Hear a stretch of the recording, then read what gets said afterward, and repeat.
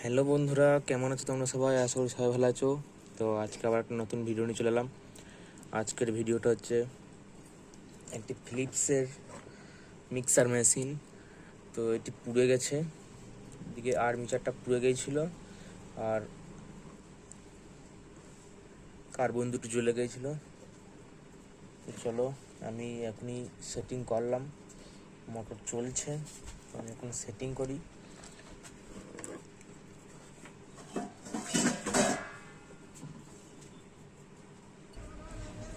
তো বন্ধুরা, আমাদের মিক্সার মেশিনটি রেডি হয়ে গেছে। এবার তোমাদেরকে চালিয়ে দেখাবো। এটা সিরিজে চলছে, ডাইরেক্ট দিলাম।